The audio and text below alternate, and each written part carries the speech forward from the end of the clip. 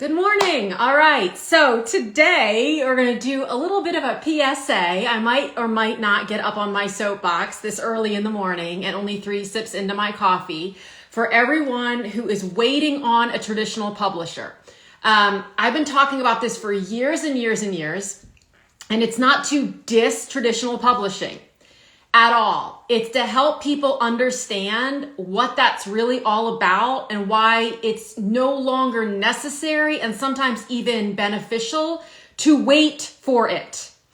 I saw it honestly shocked even me, and I'm in this space, statistic this morning.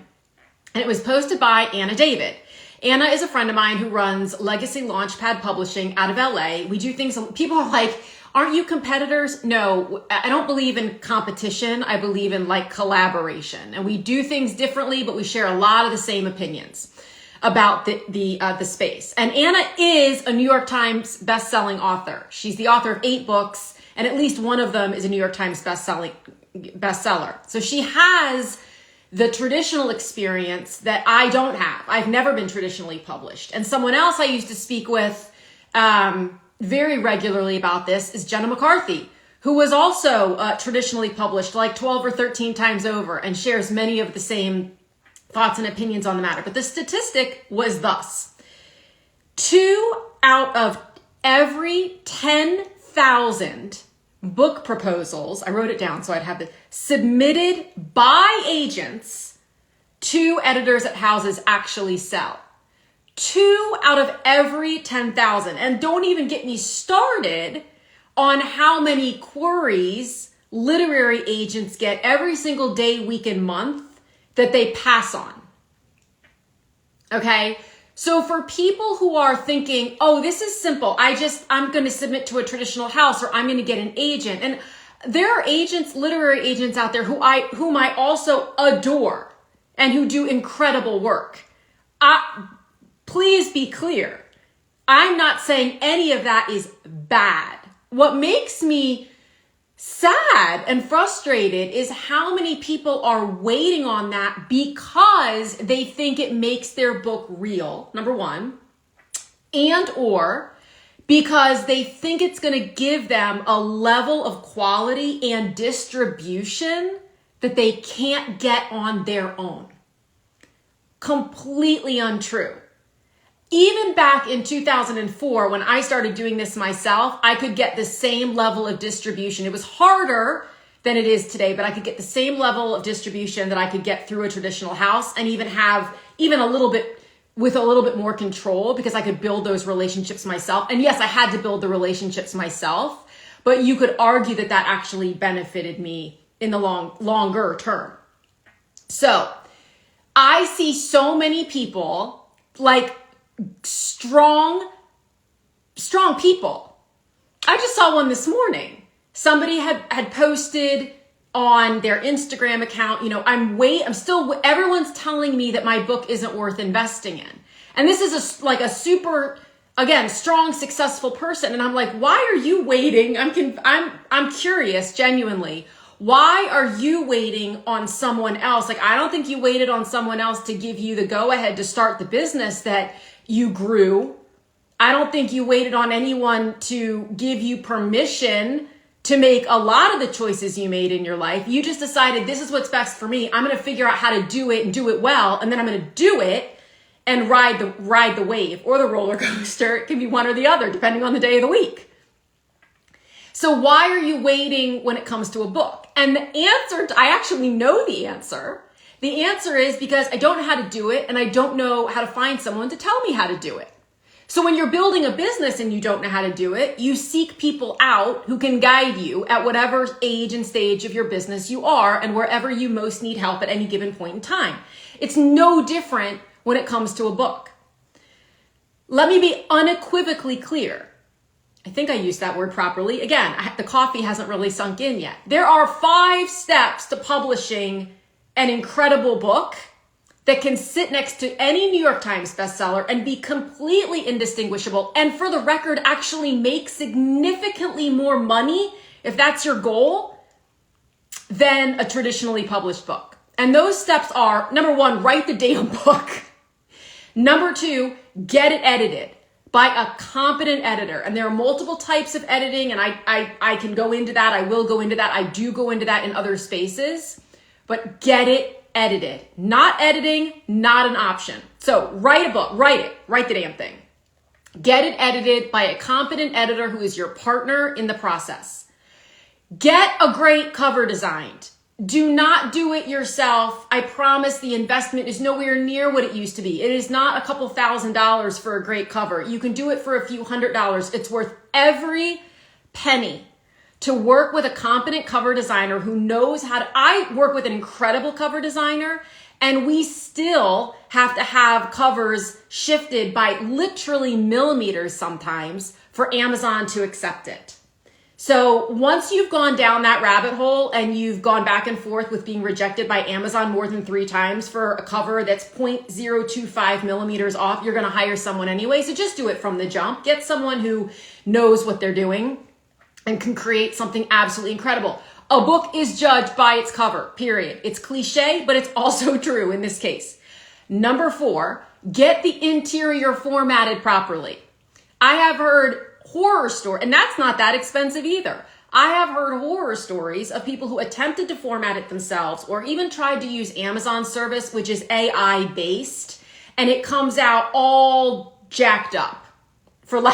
That's the technical term, jacked up. Their margins are off, the flow is off, everything's off. So just get it formatted properly. It is the simplest. The cover, having your cover and your interior formatted by a professional is the simplest way to have it not appear like it wasn't traditionally published. And the 5th step is to upload it properly to all of your distribution channels that you want to use. 60 to 80% of people, consumers, buy their books from Amazon. Love them or hate them, that's just the truth. If, however, you want your book to be available in upwards of 40,000 other outlets, including retailers, libraries, the little retailers, the whole thing, you can do that through Ingram Spark, which is a subsidiary of Ingram, which is the major wholesaler. It's doable.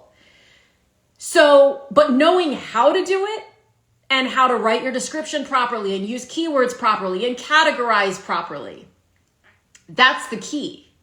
That's the key. And there is absolutely no reason that honestly, in less than 3 months, I've published in as few as 5 weeks, a book that was just totally ready to go. But in as few as 3 months from today, if your book at least has been edited, if it hasn't been edited, you're going to need a little bit of time for that. I usually, suggest somewhere between 4 and 6 months, depending on the editor's schedule and your schedule and the process and all those sorts of things.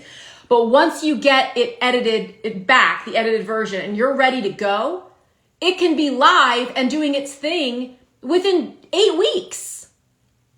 And as opposed to the traditional publishers, where again, you're waiting 2 to 3 years, people, years. And that's if you're one of the approximately, and this is just an approximation, 2 out of every 10,000 proposals that actually gets purchased by a traditional house. So waiting just to get through that process and then waiting another 2 years to see your book on a shelf, which it's probably not going to be on the shelf at your local bookstore because of how that works, and giving up 90+% of your profit and having accepted a ridiculously low advance that basically amounts to pennies once you divide it out over the payment terms and pay your agent. If you are a person who just wants to take the bull by the horns and say, this is what I want, and this is what I want to build with it, whatever that is, maybe all you want is to build awareness, societal awareness of an issue. Maybe that's it. Maybe you want to share your story so that it might help someone else in memoir form, and you don't have an attachment to how it does that. In other words, you don't necessarily want to coach or teach courses or whatever. Maybe you want to have the opportunity to not be like this, but turn off the video and just do audio and be on podcasts and share your message that way, or radio shows. Or maybe you do like this and you want to have an opportunity to get yourself on TV segments, which the TV segments, by the way, are never like, hey, welcome Elizabeth. She's the author of, and we're going to talk about the book. That's never it. And that's why you have to be very clear about what your book topic is, because you're going to pitch the segment based on the topic that you cover in your book. But maybe you want to do that. Maybe you do see a through line to create a course that can help hundreds or thousands of people with your topic. And it can do it in a sustainable, a way that can grow. I'm spacing on that word right now. Can someone put it in the comments? Scalable. I got it. I knew it began with an S. A sustainable, scalable way. Maybe you want to work one-on-one with people. Maybe you want to coach people in groups. None of it's good, bad, right, or wrong. But you can get there so much faster than you're thinking by sitting back and saying, well, I'm waiting for a traditional house to tell me that it's worth it. And, Anna David has publicly told a story many times about how when she was a New York Times bestselling author, she was actually quite unhappy. And I'm not going to tell her story on the whys of that or anything like that. But it's just and to be clear, there are plenty of New York Times bestselling authors who are very happy. So this is not a don't do it.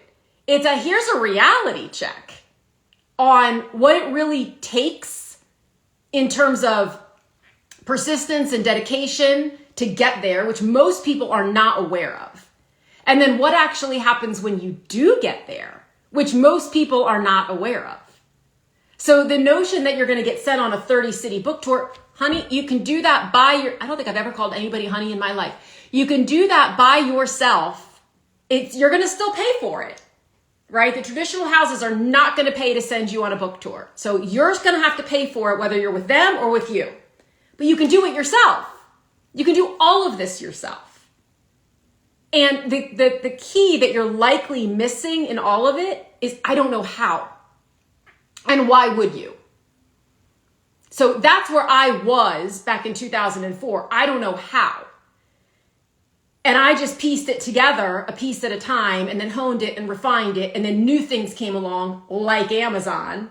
And so I honed it further. And now I've got this process that just goes boom, boom, boom, boom, boom. And that's what I teach in Publish a Profitable Book, which is my online course for doing exactly this. It's a step-by-step strategy process. It's not even a strategy. It's just a process to get from I either need to find an editor.